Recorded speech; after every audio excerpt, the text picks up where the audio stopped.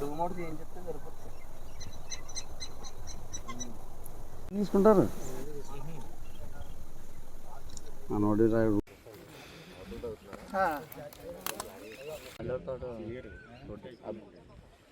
Bridge దాటేశారా correct ఇదే ఇది ఈ టైమే ఇచ్చేది ఓఆర్ఎస్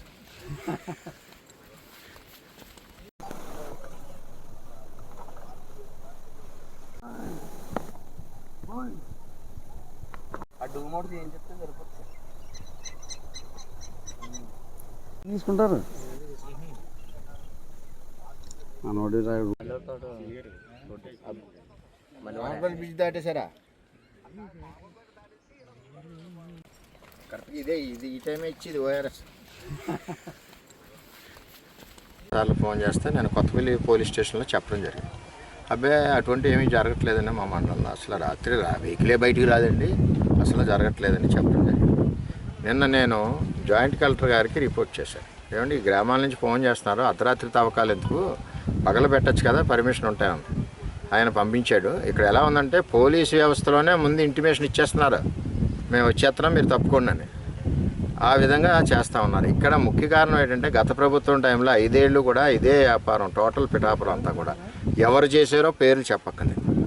వాళ్ళు ఆ ముసుగు తీసి ఇప్పుడు వేరే ముసుగులు వేసుకుని బొండిసుకు వ్యాపారం సేమ్ టీం, సేమ్ లారీలు, సేమ్ జేసీపీలు, సేమ్ టీమే మళ్ళీ కార్యక్రమం చేయడం వలన కూటమి ప్రభుత్వానికి ఇది పెద్ద చెడ్డ పేరు వస్తుంది. ఆఖరికి పవన్ కళ్యాణ్ గారే ఒకే ఒక చెరువు తవ్వుకోండి, అది కూడా రైతులు మన ఇటుక బట్టీలకు సంబంధించి కాబట్టి అని చెప్పి ఒక చెరువునే తవ్వమని చెప్పారు. ఈ నియోజకవర్గంలో అంత పగడ్బందీగా వెళ్తూ ఉంది కూటమి ఆధ్వర్యంలో. ఈవేళ ఈ యొక్క చెడు అంతా కూడా కూటమిలో అన్ని పార్టీలకు తగిలితే అన్ని పార్టీలను కూడా ప్రజలు నెపం వేస్తారు. అటువంటిది అవ్వకూడదని మేము ఈవేళ ఫీల్డ్కి ప్రజల కోరిక మేరకు ఇక్కడ ఫీల్డ్కి రావడం జరిగింది. ఈ రోజుకి కోట్ల వ్యాపారం జరుగుతూ ఉంది. వెంటనే అధికారులు, నేను జిల్లా కలెక్టర్ గారికి చెప్తాను, మరి ఎస్పీ గారికి కూడా చెప్తాను, ఆయన దృష్టిలో ఉందో లేదో తెలియదు, ఎందుకంటే బోల్ ఇంటెలిజెన్స్ ఉంటుంది ఎస్పీ గారికి కూడా. మరి ఎక్కడెక్కడ ఏం తిరుగుతున్నాయో తెలుసుకోవాల్సిన బాధ్యత ఉంటుంది. ఒక మనిషి చచ్చిపోయి ఉంటే లారీ కింద పడి ఆ కుటుంబం ఏమవుద్ది, అర్ధరాత్రి కాడ చట్టం చెప్తుంది అర్ధరాత్రి కూడా వెహికల్స్ వెళ్ళకూడదని, హెవీ వెహికల్స్ చేత ఈ అక్రమ ఇసుక మాఫియా, ఈ బొండి ఇసుక వల్ల ప్రభుత్వానికి కూడా చెడ్డ పేరు వస్తుంది. ఏదైతే ఉచిత ఇసుక ఇస్తున్నామో అందులో ఇది మిక్స్ చేసి అమ్మే పరిస్థితి వీళ్ళు తీసుకొస్తున్నారు. ఎట్టి పరిస్థితుల్లోనే ఇవి మా ప్రభుత్వంలో సాగనేమో, అధికారులకు చెప్పి ఉక్కుపాదం మోపుతాం. ఇక్కడ నాయకులు కొంతమంది కూడా వస్తూ ఉన్నారు, వాళ్ళ వీడియో క్లిప్పులు కూడా ఉన్నాయి, అవి సమయం వచ్చినప్పుడు బయటకు వదులుతాం.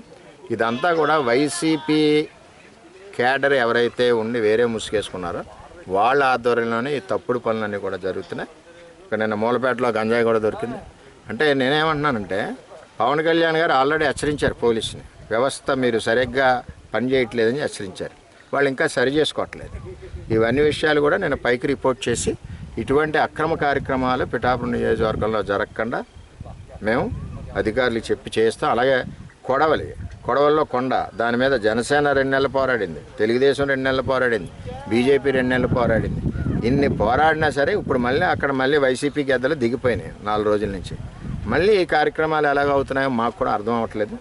ఇవి మేము తెలుసుకుని దాని ప్రకారం దీని మీద చర్యలు తీసుకుని ఇటువంటి అక్రమ ఇసుక మాఫియాని ఉక్కుపాదంతో అణచివేసి కార్యక్రమం చేస్తాం. ఎప్పుడు కూడా కూటమికి మంచి పేరు ఉండాలి, కూటమికి 2 సార్లు గెలిచేలాగా ఉండాలి. మొన్న చెరువులు వేయి తవ్వకుండా నియోజకవర్గంలో మేము ఒకే చెరువుకి పరిమితం అయ్యారు. అది కూడా ప్రజల శ్రేయస్సు మేరకే, అది వాస్తవం చూస్తున్నారు.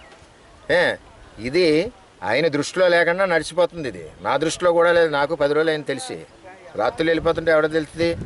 పోలీసుకి కంప్లైంట్ ఇచ్చాం, వారికి రాత్రుల్లో కొంచెం రేజ్ ఒకటి మా పిఠాపురం పోలీస్కి స్ప్రెడ్స్ అయ్యి ఎస్పీ గారిని అడిగి తెప్పించాలి. ఆయనకి రాత్రులు కనపడే వెహికల్స్ అయ్యాయి, రేపటి నుంచి కనపడతాయి. ఆ విధంగా ఉంది. అదే ఒక రైతు వెళ్తే బొక్కలు వేస్తూ ఎత్తున్నారు, ఎటరా నా కొడక నువ్వు మట్టి తీయడం ఎటరా, ఎవడరా నువ్వు అంటున్నారు.